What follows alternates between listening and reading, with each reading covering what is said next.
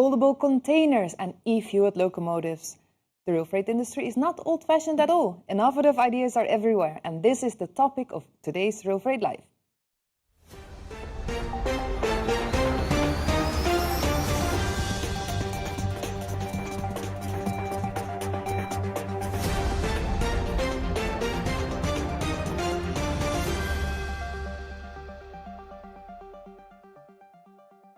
Yes, hello everyone. It's Friday, 17 September, and this is the edition of RailFreight Live all about innovation. And in the studio with me is Luuk from Meijenfeldt from the brand new company NexRail.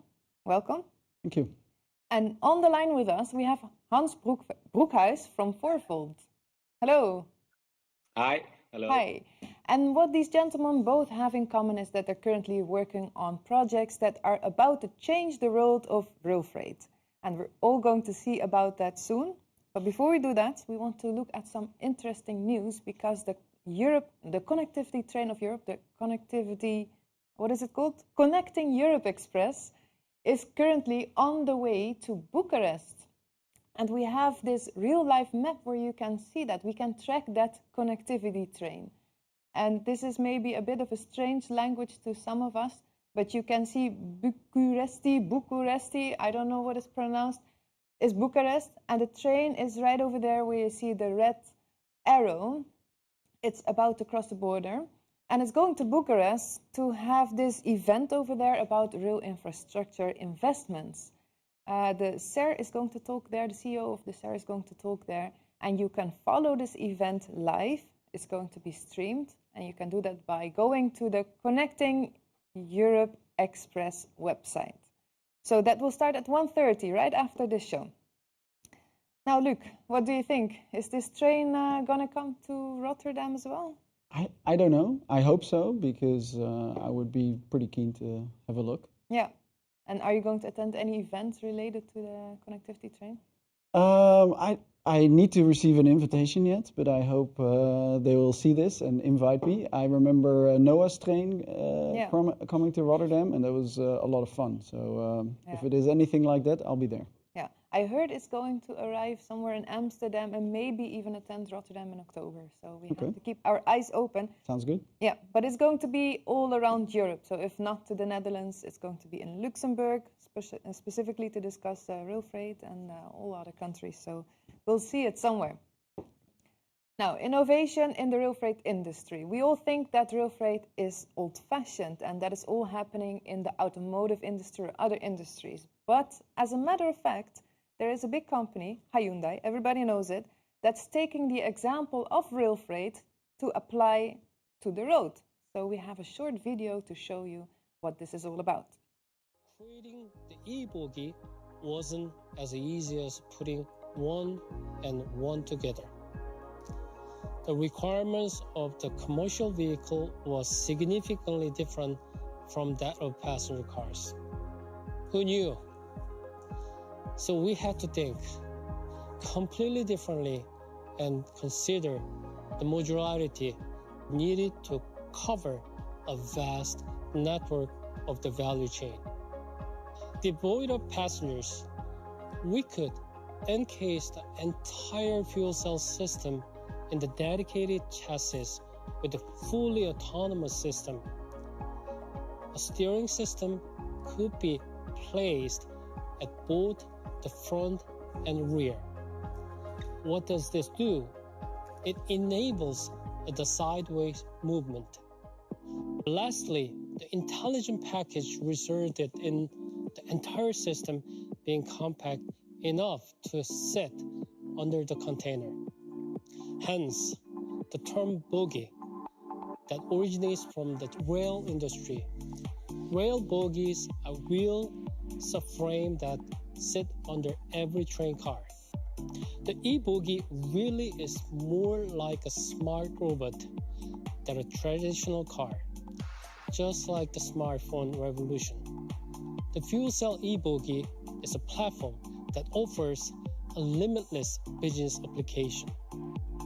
Large and heavy containers are limited by their size and the space they require to move. But with two e-bogies in a double bogie configuration, under a container, they can articulate movement from beneath. Hans, what do you think? Is this something we can also see on the rails, automated rail bogies? I don't know. Why not? Why I mean, normally there's somebody driving the rail, but yeah, wouldn't that be possible? Everything gets automated. Yeah, everything is possible, and I think in the next 20 years we'll be doing everything on the rails what they do on the road. Now, Yes. you have this entirely new concept as well. You're working for Fourfold, and you're working on foldable containers. Now, how do you fold a container? Yes, folding a container is quite easy. It's a foldable 40-foot container.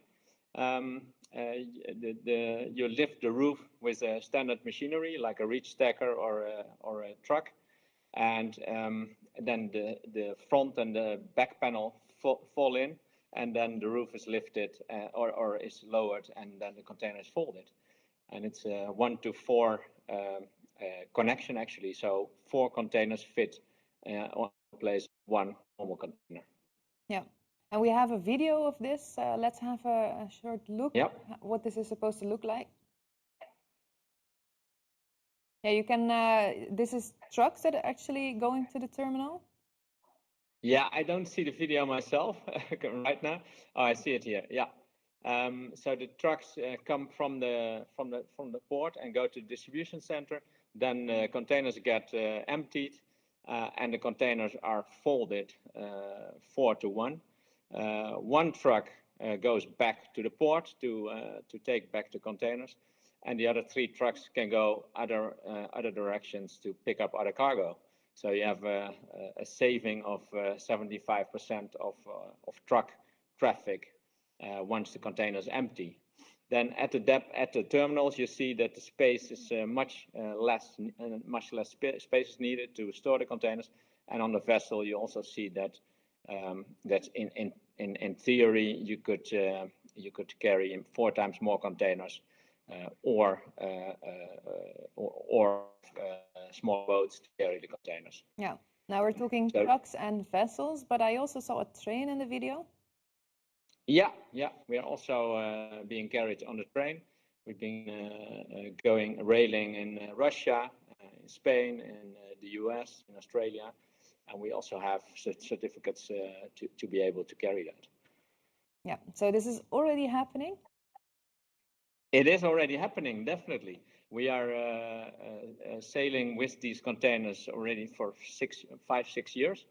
Our initial batch is still very proper and quality is really good. And we have been sailing with more than 15 carriers and with at more than 60 depots and terminals in the world.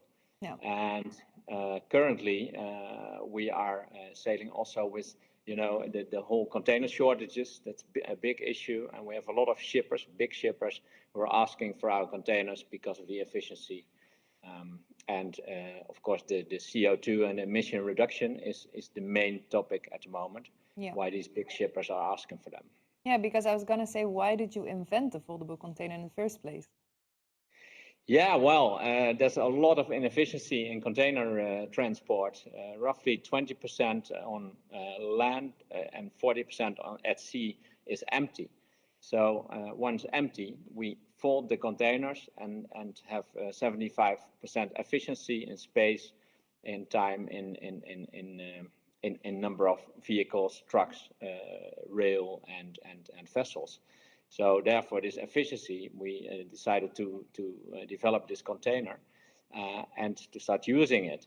And yeah, you see a lot of efficiency mainly on land, but also at sea. You can all the traffic courses and the tracks can change completely. So to make it more efficient and more sustainable. Yeah, because these empties are also a big problem on, for example, the new Silk Road. There is an imbalance between East and West. A lot of stuff is coming to Europe, but then the containers need to be shipped back to China, for example. Is it something, or is the new Silk Road a place where this can be applied? Yes, it can be applied. We have done a big part of the track already from Russia to Europe.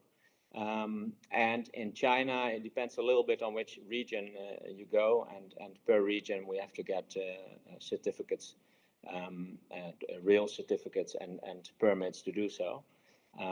But yes, we are being used on the new Silk Road, and there's a lot of efficiency because of we could fold the containers and carry them back on the Silk Road, or fold them and carry them back on the vessels. Yeah. Now, what are your biggest hurdles? Yeah, well, the biggest hurdles have been in the last years the fact that you started the interview with saying that it's not a conservative world; it's an innovative world. Yes, it is. Still, there are still some conservative. Change is very difficult, and changing processes with these big companies like the carriers is difficult. But what you see now, we see also last year there earned a lot of money, of course, and there's again money to invest in this type of innovations, and we get now carriers towards us to ask for this solution to really be carried on their platforms. So we see the change. Still, change is slow, so we have to be a bit patient. Yeah. Now maybe where we see more speed is with the shippers. They're really asking for our solution and also asking the carriers to carry our solution. For example, last year we announced a cooperation with Procter & Gamble, and we're continuing that cooperation. Probably you have seen the press release of last days, whereby they said they have to be CO2 neutral in 2040. Well, they're looking for our solution to help reduce emissions very quickly. Yeah. Of course, they have worked with, for example, the Maersk announcement of the new biofuel vessels. They're supporting that. Still, those vessels will not be there next year or the year after. And with our solution, we can help them right away. Yeah. Now, how many of these foldable containers would fit on a train? On a train, it's 48 wagons, Luuk, isn't it? So you could say 48 times 4 containers would be 192. 48 containers. Yeah, so that 48 times 4. Times 4. Would be 192 foldable containers. That's a very interesting proposition. What do you think? Would you use it if it was up to you? Absolutely. I think if you can realize savings on a trucking move, I mean, it's 75% saving. And then on a one-way ticket on your, Hoopak train slot, I mean, if you add that up in a single trip, you can save hundreds of euros. So that adds up really quickly. You just need to find the right use case. The right use case. Yeah. And why is that something? Is that a challenge, you think? Well, if you only go back and forth and you fold your containers and you have empty spots, and if you don't do anything with the empty spots, then the savings aren't there. So you need to find a use case where the empty spots actually create value.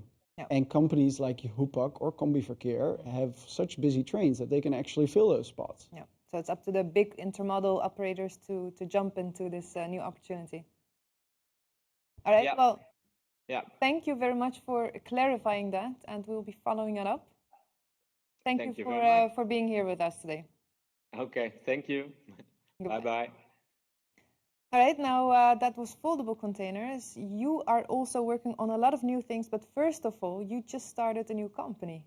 That's right. Which company is that? We just announced the launch of NexRail Leasing, which is a new locomotive leasing company.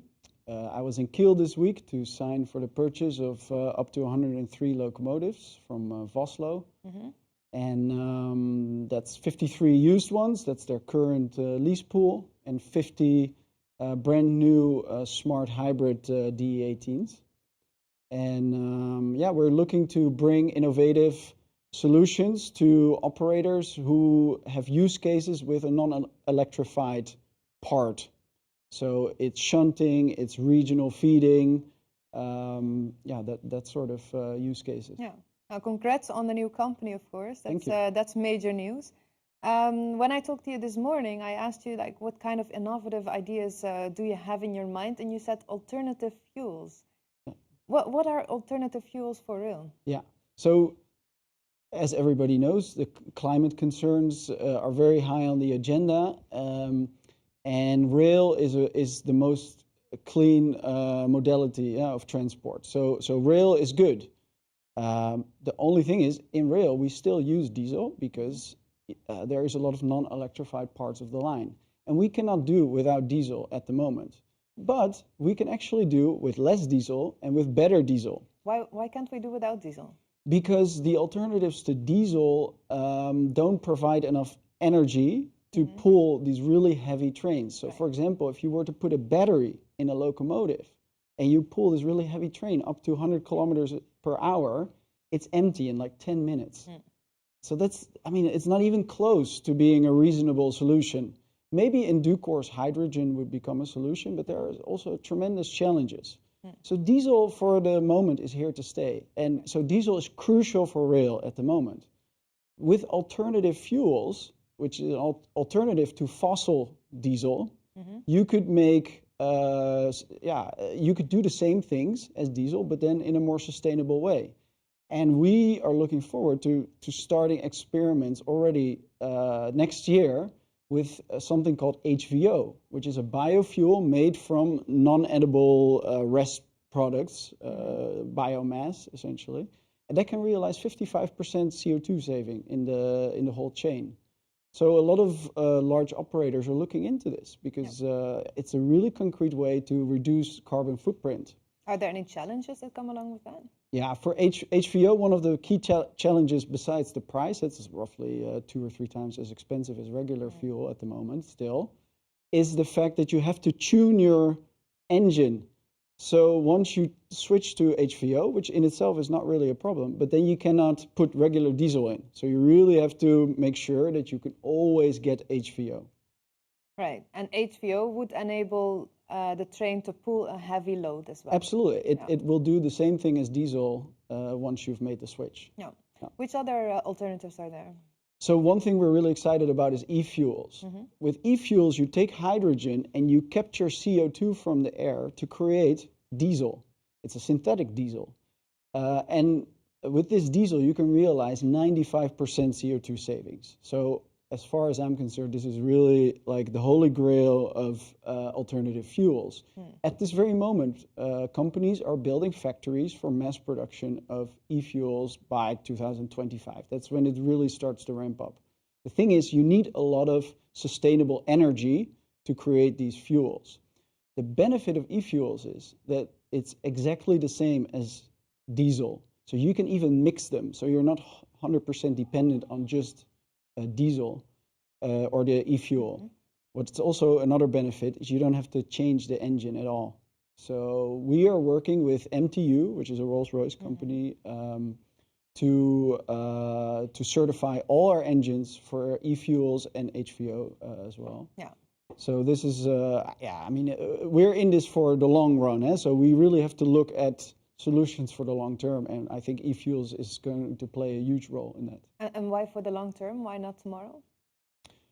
Well, the e-fuels aren't here yet, so we have to, I mean, even from regulatory perspective, governments have to allow you to use that kind of fuel, so there's still lots of steps to go. But I mean, Siemens and Porsche just announced that they will build a huge factory in Chile with using wind energy. I mean, if companies like that start to get in the e-fuel game, I mean, I'm gonna assume that it's gonna go pretty quickly. And is that something that can be done in the Netherlands, for example, where we are?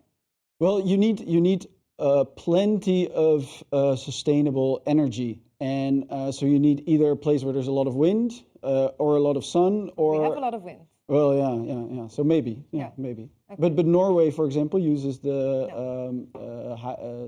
water, the dams for the power. So there, I think it's going to go quicker than here. Yeah. So this is very innovative. It's still in the infancy shoes, I guess. Yeah. But it's for sure coming. Yeah. And why do you think? I mean, we know innovation is happening in all other sectors, but is it something that's now sipping through the rail freight industry, or is it not the time yet? Well, e-fuels is something that will also affect aviation, maybe shipping. So actually there, and Porsche, I mean, is getting behind e-fuel. So that's clearly a larger agenda. I mean, if you compare it to passenger cars, the rail market is relatively small. So that's why you always have to kind of use the innovations also from other sectors. And so sometimes it goes a bit slower. Yeah, a bit slower. We're old-fashioned, we just heard. Another thing is that when you buy a locomotive, it's probably not for 3 years and you change your locomotive. You buy it for 40 or maybe 50 years. Yeah. Could that be an obstacle? That's a huge obstacle because we in Europe have a shunter fleet that's on average more than 40 years old. Yeah, and I mean these locomotives are usually fully depreciated, so they are very cheap to use. But I mean, if you look at the chimney, it's like black smoke coming out. It's horrible. So at some point, we as a society have to say, okay, we don't want that anymore. We want cleaner engines, and we demand that from our operators. On the other hand, we also have ETCS implementation coming. So we also have this challenge. Okay, in a few years, you need ETCS to be on the network. Am I going to retrofit my 50-year-old locomotive with this expensive equipment? So that actually provides a huge opportunity for the market to change and embrace the innovative ideas that there are to become more sustainable and more clean. Yeah, but it's also a huge financial burden, I can imagine. Exactly, and this is such an important role of leasing companies who have a lot of capital available to bring the innovations to the market, which individual operators maybe couldn't do. Right. So, and you are a leasing company. Exactly. NexRail is a leasing company. So, are you saying that the role is for you to do this retrofitting and not for wagon owners in particular? Well, I mean, we are working together. With HVO, we are partnering with operators to do it. Of course, there's still large operators, state-owned ones that are interested. So for sure, it's a cooperative effort. But I mean, we are in the business of developing and owning and buying rolling stock. So I really see a big role for us to make that happen, and I am determined to take a leading role in that. Yeah. Right. So if I invite you in, let's say, 5 years, what will you be telling us? What's your news? I think the news then is that we have a plan to retrofit all the old diesel locomotives to something clean and something hybrid. That we have really great hybrid locomotive solutions, dual mode ones, and that we are starting to run on e-fuels. Yeah, no, that will be very interesting. I will definitely invite you if that is the case. Great, thank you. All right, thank you very much for being here with us. That will bring us to the end of the show. Next week we're here again, and if you want to follow us, you can visit us on our YouTube channel and like us, because then you get notified when there is new content. For now, goodbye and have a good weekend.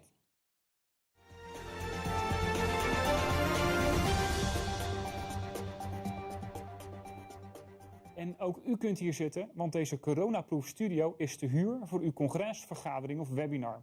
We hebben alle techniek in huis om u hierbij te helpen. Kijk voor meer informatie op promedia.nl. Ik zie u graag in onze studio.